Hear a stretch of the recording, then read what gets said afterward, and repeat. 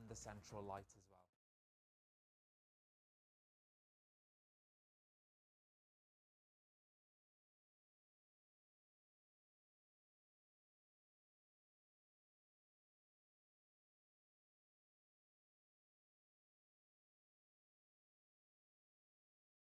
Every day, our scientists are learning more about this new COVID variant, but there's one thing that we already know for sure, and that is that right now, our best single defense against Omicron is to get vaccinated, or Omicron, I should say, is to get vaccinated and to get boosted.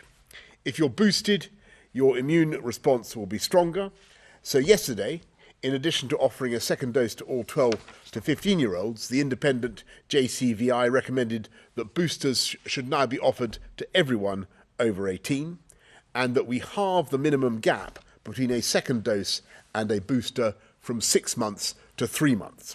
That means that over 14 million more adults have now become eligible for a booster in England alone. So I'm here today with the Health Secretary Sajid Javid and Amanda Pritchard, Chief Executive of NHS England, to set out our plan to make this happen. The target that we've set ourselves is to offer a booster to everyone eligible by the end of January.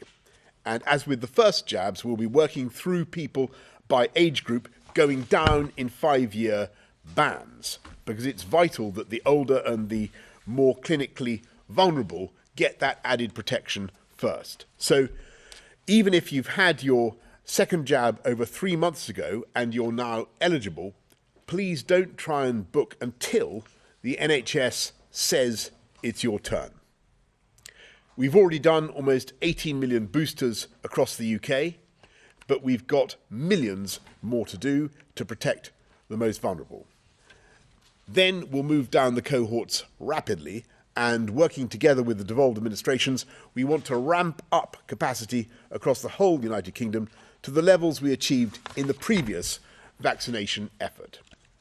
We're going to be throwing everything at it in order to ensure that everyone eligible is offered that booster in, as I say, just over 2 months. Across England, we'll have more than 1,500 community pharmacy sites vaccinating people near where you live. All of our sites will increase their capacity and will stand up extra hospital hubs on top of those already active. There'll be temporary vaccination centres popping up like Christmas trees, and we'll deploy at least 400 military personnel to assist the efforts of our NHS, alongside, of course, the fantastic Jabs Army of volunteers. I know the frustration that we all feel with this Omicron variant, the sense of exhaustion that we could be going through all this all over again. But today, I want to stress this. Today, that's the wrong thing to feel, because today our position is and always will be immeasurably better than it was a year ago. What we're doing is taking some proportionate precautionary measures while our scientists crack the Omicron code, and while we get the added protection of those boosters into the arms of those who need them most. So we're going to get behind the men and women of our NHS who've saved so many lives on the front line, and run our vaccination programme for a year almost without a break, as they have, and who are going back into the breach yet again. And I want to say, on behalf of the entire country, a thank you to each and every one of them for their extraordinary efforts. And the best way we can all show our gratitude is by doing our bit and stepping forward when our time comes to get that booster. I've been waiting patiently for my moment to come, and it's happening on Thursday, I'm pleased to say. So whenever your turn comes, get your booster and ask your friends and your family to do the same. It's time for another great British vaccination effort. We've done it before, and we're going to do it again. And let's not give this virus a second chance. Thank you very much. I'm going to hand over to Saj. Thank you, Prime Minister. A year ago this week, this country made headlines when we became the first nation in the Western world to authorise a vaccine for COVID-19. This kicked off one of the greatest collective endeavours this nation has seen in peacetime. And think how far we've come since then. 115 million jabs right across the UK, and a booster programme that is expanding at a phenomenal pace. Today, we've hit that milestone of 18 million booster doses across the UK, and the daily number of jabs has gone up a third since the start of this month. Not only that, but we've delivered more booster doses than any other country with the exception of the USA and China. And that is something that we can all be very proud of. And I'd like to thank the NHS, the armed forces, the volunteers, and everyone who's done so much to make this programme a success, as well as every single person that has come forward for their jab. Thanks to you, we've made so much progress over the course of a year that we have now weakened the link between cases and hospitalisations and deaths. This is the real-world protection that our vaccination programme provides. Boosters, in particular, play a very huge part. The booster dose provides a much higher antibody response than the primary course, so it's more important than ever that people step up and get protected. We're now dealing, of course, with this new variant, Omicron, which the World Health Organization said just yesterday. They said that it poses a very high global risk. There have now been 13 confirmed cases in England and also 9 confirmed cases in Scotland. And we expect to see these numbers rising over the next few days. There's a lot we don't know, of course, and our scientists are working night and day to learn more about this new variant and what it means for our response. Our strategy is to buy the time we need to assess this new variant, while doing everything we can to slow the spread of the virus and to strengthen our defences. One important defence is antivirals. We've already secured hundreds of thousands of doses of 2 antivirals that have the potential to speed up recovery and to stop infections from progressing. Another, of course, is that vaccination programme. It's true that we don't yet have a full picture of how our vaccines respond to this new variant.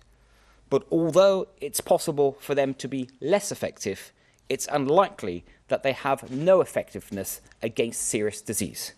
So the best way that we can strengthen our protective wall is to get as many jabs in arms as possible.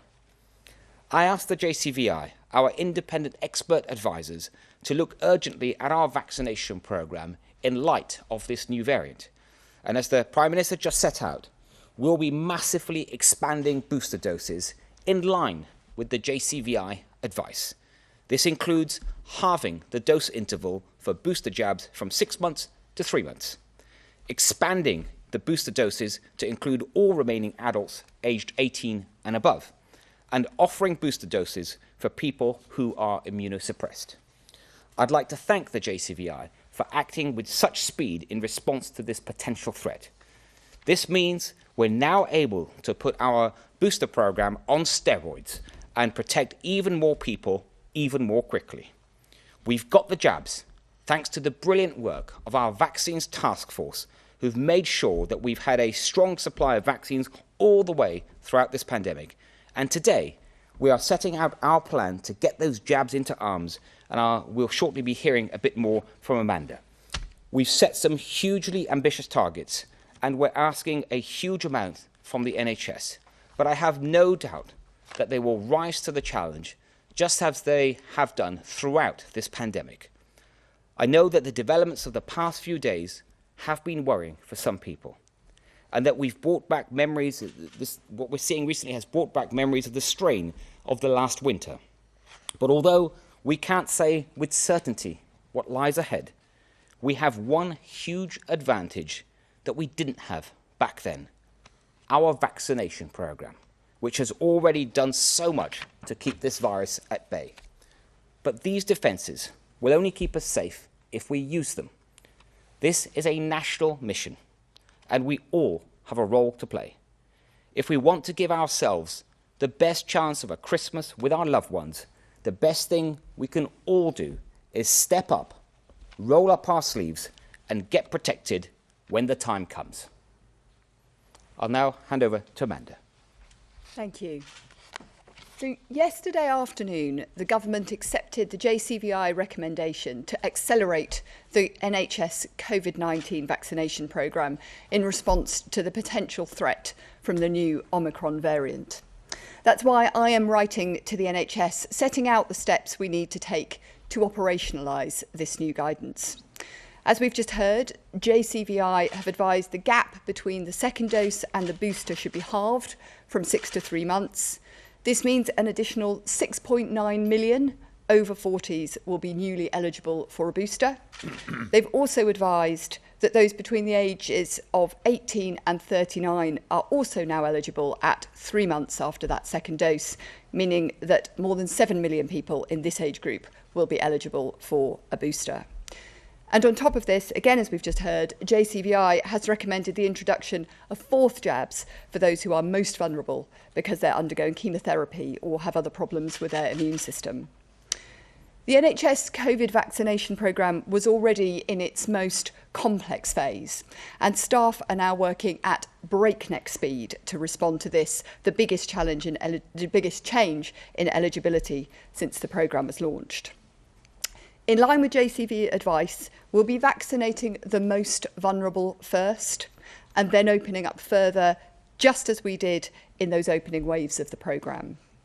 So while changes to the booking system, protocols and patient group directive are put in place, we will continue to vaccinate the millions of people who were already eligible for their top-up jabs.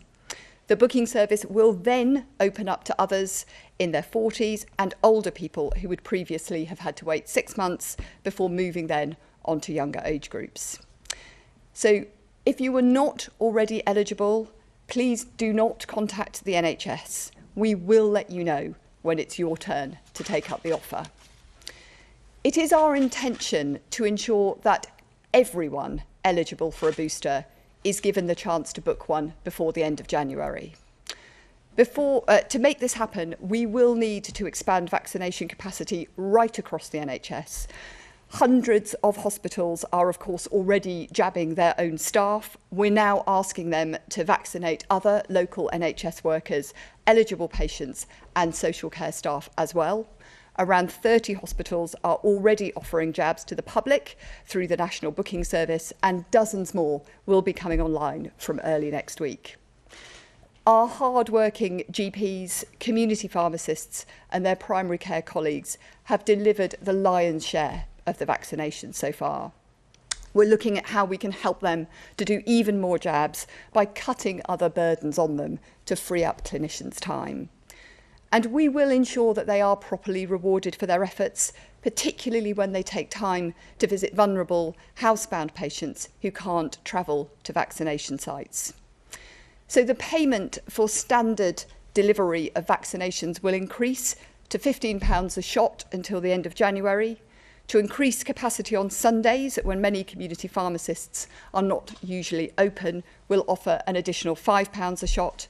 And to ensure we're prioritising the most vulnerable, we'll offer a £30 premium for vaccinations delivered to the housebound until the end of next month. The CQC have agreed to continue their pause on routine inspections of general practice to help free up clinicians' time. And we're also looking at whether we can safely reduce or even eliminate the 15-minute wait after the jab is delivered, so we could potentially increase the number of people able to get jabs every day in smaller sites like pharmacies. We now have nearly 3,000 sites available across the country.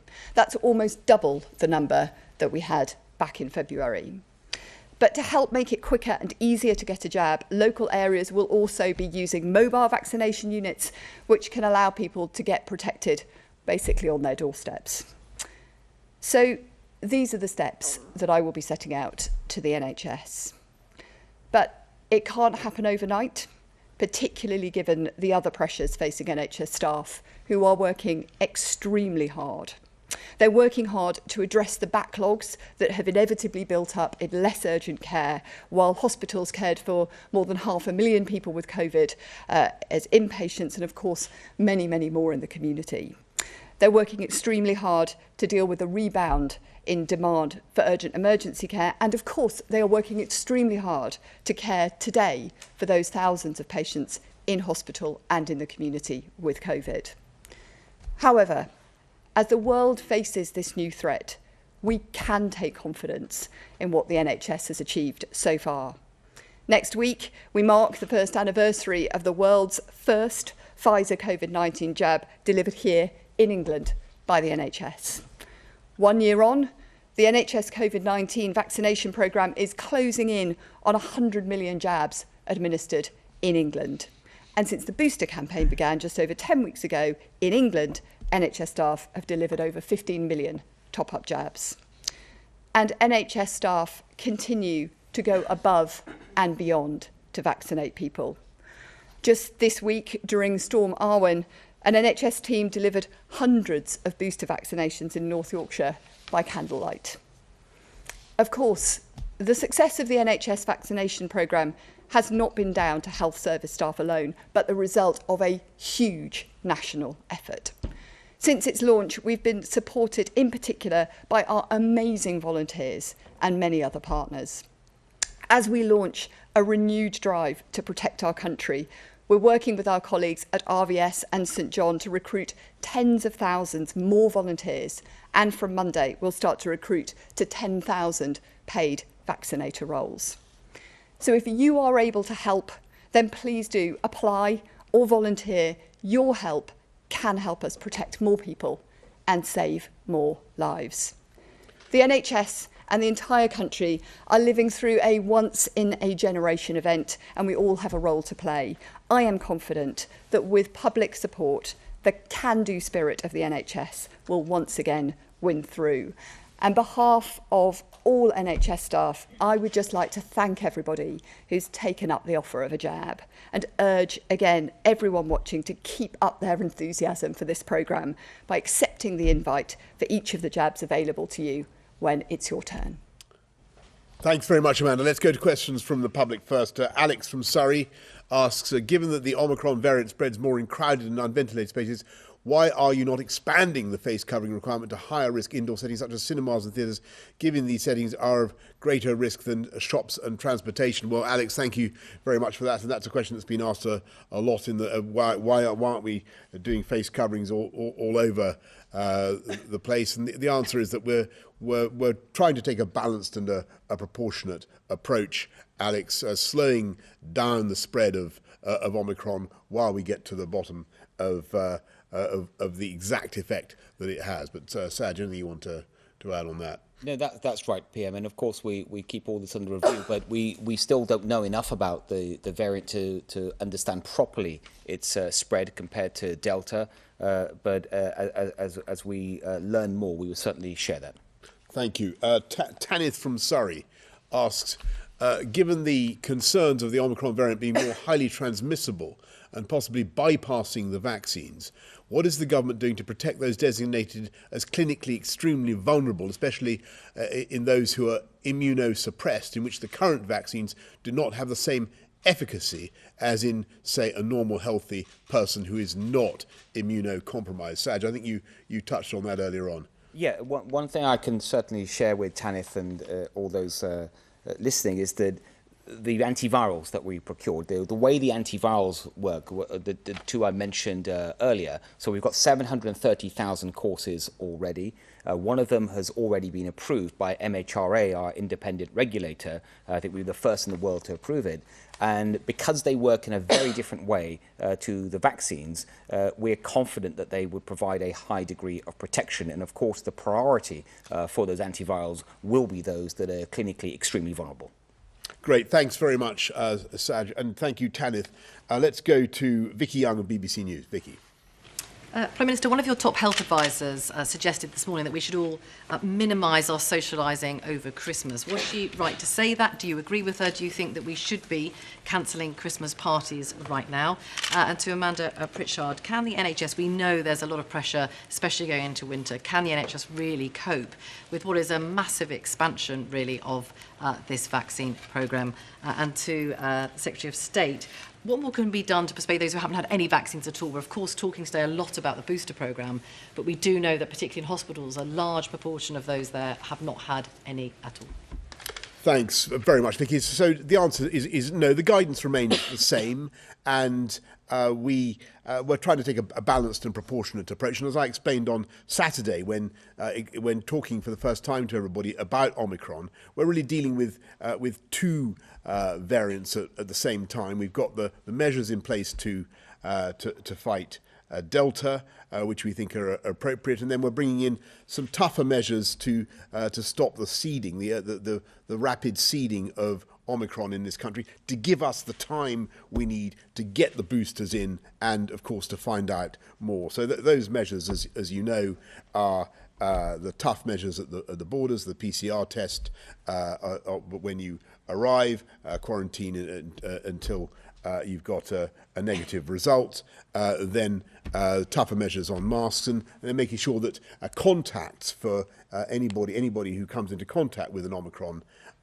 case also has to quarantine. We think that's the right balance, and we will keep it, of course, under constant review. And I should say, of course, we've got tougher measures, even tougher measures for travel for those countries, for those 10 countries that seem to have particular problems with Omicron.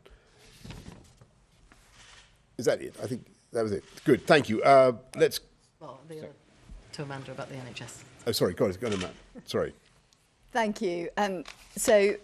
Look, I think there is absolutely no doubt that this is the most complex part of the vaccine rollout programme so far. And NHS staff have done, I think, an incredible job. They've stepped up every time there's been a change and responded magnificently through the whole of the past year as the programme has expanded and changed. So I have absolutely no doubt that they will again.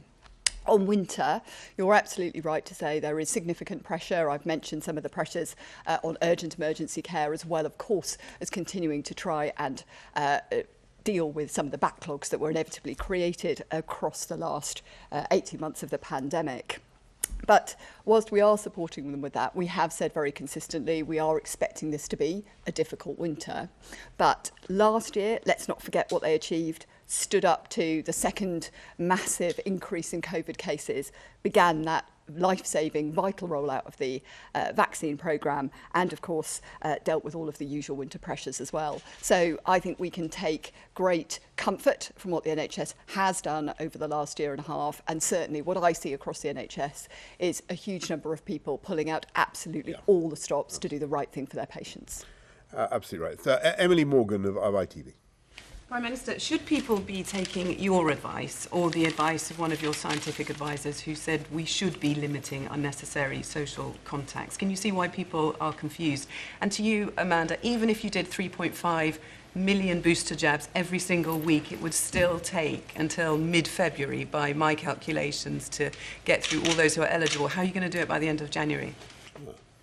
Well, first of all, the guidance remains the same. That doesn't mean that people shouldn't take sensible precautions, and everybody should continue, for instance, to wash your hands and make sure that you have good ventilation and wear a mask when you're in a confined space with people you don't normally meet. What we're doing is we're toughening up the regulations in the specific ways that I've outlined to deal with Omicron, and I think that's the right approach. We're taking a balanced and a proportionate approach. But as I said, I think on Saturday, we still, the most important thing is we still think that your best single protection against all variants is to get the booster, and I'm still confident that this Christmas will be considerably better than last Christmas, and that remains my view 48 hours later. So, Do you want me to Emily, come in? yes, Amanda, Thank go you. on. So, look, thank you. It is our clear intention to ensure that everyone who is eligible has a chance to book that booster by the end of January. In order to achieve that, I've set out a whole range of things we're going to be doing. There's no maximum to the number of jabs that we're aspiring to give out week on week, but what we do need to recognise is, this is going to build up over the next few weeks, and inevitably there will be things that change and adapt as we go along, as has been the case all the way through the vaccination programme. But the range of things that I've set out does mean that we have confidence as we stand that we will be able to make sure that all of those people who are eligible will have that opportunity to book. Great, thanks. Ben Kentish, LBC. Thank you. Amanda, just briefly, to meet that target by the end of January, you need about 30 million doses. Could you just confirm that there's no issue with supply of the Pfizer and Moderna jabs when it comes to that? Health Secretary, if I could just ask you briefly about the restrictions that came in today. Governments in many European countries have advised their citizens to wear not just face coverings, but specific FFP2 or N95 medical grade masks, because they're much better at protecting both the wearer and the people around them. As the rules on masks are tightened today, would that be your advice to people here too? And Prime Minister, people could be forgiven this week for asking when this is all going to end. Obviously, we know it's not imminent, and the Omicron variant raises a lot of uncertainty. But can you give people some hope that the day when we won't have to wear masks, we won't have to test or quarantine, when restrictions can be lifted, when that day may come, clearly there's uncertainty. It's been reported the government was planning initially for it to be potentially next March. Is that still the case, or does Omicron set that back? Thank you. Thank you. I think, Amanda, you're first. Thank you. Well, look, thanks to the outstanding work of the Vaccine Task Force, I am reassured that we absolutely do have the supply we need. Saj? Yeah, on the face coverings, there's already guidance on face coverings, including the types of face coverings that are recommended, and we see no need to change that. I just want to touch, if I may, PM, on Vicky's question earlier on those that are unvaccinated. It's right to point to that. There's some 5 million people throughout the UK that haven't even had one jab, and they really are putting themselves in harm's way, and their loved ones, and we really urge them to come forward. And it is right also, when you look at hospital admissions, that it's a disproportionate number of people that haven't been vaccinated. Sadly, for example, if you look at all the pregnant women that are in hospital because of COVID, almost every single one is unvaccinated. So it's really important that people come forward, and that evergreen offer of a vaccine, whether it's for your first dose or your second dose, will always be there, and we're urging those people to come forward as well. And Ben, on your question, the crucial thing, the $64 million question or $1 billion question, whatever it is, does this new variant beat the vaccines, and does it beat particularly does it beat the booster? And as I've said over the last few days, we think that the chances are that the boosters will continue to give you protection against every variant, of protection of some degree. That's why it's so absolutely vital to get the boosters. But we need to check that. We can't. This is what we think, but we need to check that, and that's why we're waiting to see what the science tells us. But what I can certainly tell you is that the measures that we've put in place will not last a minute more than we think they are strictly necessary for the protection of public health. Jason Groves, Daily Mail. Thanks. Mr. Jabber, you said I think there's now 13 cases. Do you think it's likely that we are now seeing community transmission in England and the rest of the UK? Ms. Pritchard, could you tell us a little bit more about what the troops are going to be doing in this rollout? And Prime Minister, you talked about a proportionate response, but we are seeing people responding to the news they're seeing by cancelling Christmas parties, scrapping nativity plays. Would you urge them to think again and get this in perspective? Yeah, Yeah. First of all, on cases, the cases that we identified at the weekend, at the start of the weekend, we were able to confirm quickly that they were linked to travel to South Africa. They were also part of one sort of family cluster. The recent cases that we've confirmed today, we're not able to say whether or not at this point, because we don't know. We're doing that work right now at speed to determine whether they all have a link to South Africa or not. Is there likely to be community transmission? I think we have to be realistic. There is likely to be, as we're seeing in other European countries. And also, as I said earlier, that we would expect cases to rise as we now actively look for cases, because now having identified the variant and our concerns around it, UK HSA is actively looking back at anyone who's travelled to South Africa over the last 10 days or so and searching for these cases and taking action, of course, if they find them. Thanks. Thank you. So the NHS has had brilliant support all the way through this programme, whether that's from volunteers or from the military or partnership with a whole range of other community groups and local government. So, once again, we will be working with the military in a range of ways, everything from kind of support with logistics through to actually providing jabs. But I would just use this, if I may, as another big plea for people if they are interested in thinking about coming forward as a volunteer, because the volunteer workforce was critical all the way through the whole of the last year and really will be again. And I know that the incredibly dedicated staff who are working in the NHS really value the support that they get from that volunteer workforce and from those wider partners. Thank you. Yes, and Jason, just on your point about Christmas parties and nativity plays, we don't want people to cancel such events. We think that overwhelmingly the best thing for kids is to be in school, as I've said many times throughout this pandemic. What we're doing is trying to take a balanced and proportionate approach to the particular risk that seems to be posed by Omicron, or certainly is posed by Omicron, focused in particular on measures at the borders, and we think that's the right way to go for the time being, until we know more and until we can get more boosters, as we've been saying, into people's arms. Can we go to Jasmine Cameron Chileshi of the FT, please? I just had a couple of questions on the new restrictions. So with the changes in the self-isolation rules, businesses in particular have warned of a second pandemic with potential disruption to staff and that sort of thing. Is that inevitable as cases rise? And is there anything you can say to reassure businesses? And just another point, the government has ruled out Plan B, but can you confirm whether contingency measures are being placed, say for example, for work from home measures ahead of Christmas? And can you rule out local restrictions, for example, if there's a surge of cases in one particular pocket of the country, for example?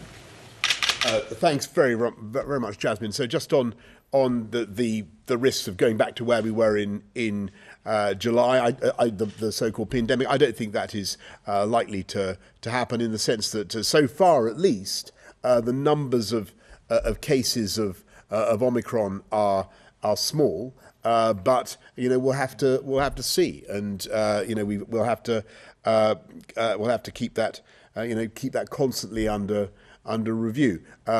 On the issue of, you asked about local measures. I certainly think that we went round that a lot in the last year, and I think that we've settled pretty much on the view that having as far as you possibly can, moving together is the way to do it. And sorry, you had a middle question.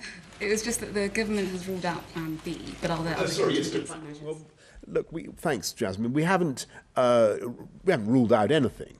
I've got to tell you. I think another lockdown of the kind that we've had before is extremely unlikely. I'll be upfront with you about that.